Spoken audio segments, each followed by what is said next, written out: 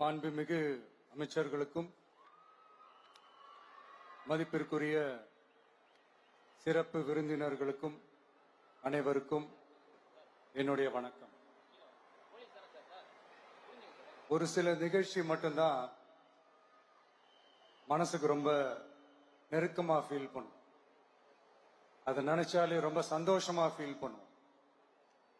அப்படிப்பட்ட ஒரு நிகழ்ச்சி தான் இன்னைக்கு இந்த சிங்கப்பெண் சிறப்பு படைய தொடங்கி வைக்கிற இந்த நிகழ்வு. உண்மையிலே மனசுக்கு ரொம்ப நெருக்கமான ஒண்ணு, சந்தோஷமான ஒண்ணு. நம்ம பாட்டி, அம்மா, அக்கா, தங்கைகள், ஒவ்வொரு வீட்டில் இருக்கிற பெண் குழந்தைகள், இவங்க எல்லாருக்குமான பாதுகாப்பை உறுதி செய்வோம்னு சொன்னோம். ஆனா அது எலெக்ஷனுக்காக மட்டுமே கிடையாது. மனசுல இருந்து நிஜமா, உண்மையா, உணர்வு பூர்வமா சொன்னதுதான். பெண்களுக்கு எதிரான இந்த கொடுமைகள்ல நமக்கு எப்பவுமே 0 டாலரன்ஸ் தான். அதுல ரொம்ப உறுதியா இருக்கிறோம். சோ சொன்னது எல்லாமே செய்யணும்.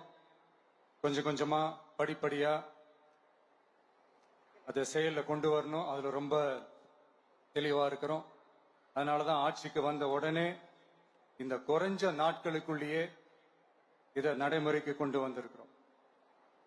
தமிழ்நாட்டில் இருக்கிற பெண்கள், பெண் குழந்தைகள் எல்லாருமே பாதுகாப்பா, தன்னம்பிக்கையோடு இருக்கணும்.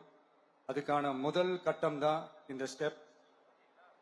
இது மனசுக்கு ஒரு மன நிறைவை கொடுத்தாலும், அதே நேரத்தில் பெண்களை பத்தின சில செய்திகள்லாம் கேட்கும் போது உண்மையிலேயே மனசு பதறுது, கண்ணு கலங்குது. அது கண்ட்ரோல் பண்ணவே முடியல. ஏன்னா நடக்கிற கொடுமைகள்லாம் யாருக்குங்க? நம்ம குடும்பத்தை சேர்ந்தவங்க தானே. எப்படி மனசு பதறாம இருக்கும்? அதனால பெண்களுக்கு எதிராக இதெல்லாம் ஏன் நடக்குது, எதுக்கு நடக்குதுன்றது மற்றவங்க மாதிரி ரீல்ஸ்லயும் இன்ஸ்டாலையும் தேடிட்டு இருக்க முடியாது. ரியாலிட்டிய புரிஞ்சுக்கணும். சோ இந்த பிரச்சனைகள்லாம் ஏன் நடக்குது அப்படின்றத அனலைஸ் பண்ணி பார்க்கும்போது சுத்தி சுத்தி பாத்தீங்கன்னா ஒரே இடத்துல தான் நிக்குது. போதை பொருள் நடமாட்டம். அதை வேரோட பிடுங்கி எறியணும். இது 2026 போன மாசம் மே மாசம் 10ஆம் தேதி இந்த பிரச்சனை புதுசா முளைச்சு வந்துடல. இது பல வருஷமா இருக்கிற பிரச்சனை. பல வருஷமா இதை கண்டுக்காம விட்டதுதான் அந்த வேர் இவ்வளவு ஆழமா பரவி இருக்குது. இத பல வருஷமா கண்டுக்காம விட்டது யார் என்றது நான் சொல்லிதான் உங்களுக்கு தெரியணும்னு அவசியம் இல்லை. அது உங்களுக்கே நல்லா தெரியும். இப்ப அதை பத்தி பேசியும் பிரயோஜனம் இல்லை. முதல்ல இந்த போதை பொருள் நடமாட்டத்தை வேரோட பிடுங்கி எறியணும். அப்படி எரிஞ்சாதான் இந்த பெண்களுக்கான இந்த சேஃப்டி ரொம்ப ஸ்ட்ராங் ஆகும். இது ரெண்டுமே ஸ்ட்ராங் ஆனாலே ஆட்டோமேட்டிக்கா சட்டம் ஒழுங்கும் சரியாகும். இந்த 3 விஷயம் சொன்னல, இந்த போதை பொருள் நடமாட்டம், பெண்களுக்கு எதிரான இந்த கொடுமை, இந்த சட்டம் ஒழுங்கு, இது 3மே ஒண்ணுக்கு ஒண்ணு இன்டர்லிங்க் தான். இதுவும் இப்ப புதுசா வந்த பிரச்சனை கிடையாது. பல வருஷமா இது இன்டர்லிங்க்டா தான் இருக்குது. இதெல்லாம் ஏன், எதுக்குன்றது இப்ப முக்கியம் இல்லை. இது எப்படி சரி செய்ய போறோம்ன்றது தான் முக்கியம்.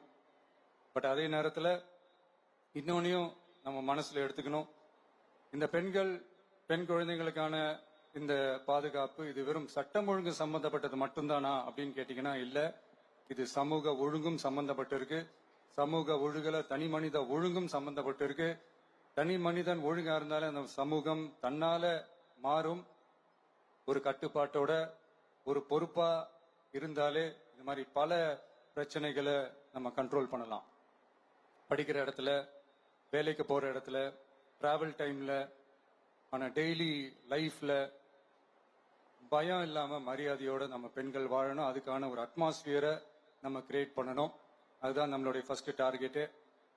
இவ்வளவு நேரம் நான் இதெல்லாம் ரொம்ப சாஃப்டா சொல்லிட்டு இருந்தேன்.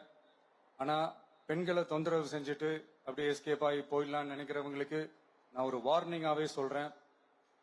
பெண்கள் பாதுகாப்பை டிஸ்டர்ப் பண்றவங்க யாரா இருந்தாலும் அது சகிச்சுக்கவே முடியாது. அவங்களுக்கான தண்டனைக்கான அந்த நடவடிக்கைகள் எல்லாமே போலீஸ் டிபார்ட்மெண்ட்ல இருந்து ரொம்ப கடுமையான ஒரு தண்டனையா இருக்கும். கடுமையான ஒரு நடவடிக்கைகளா இருக்கும்.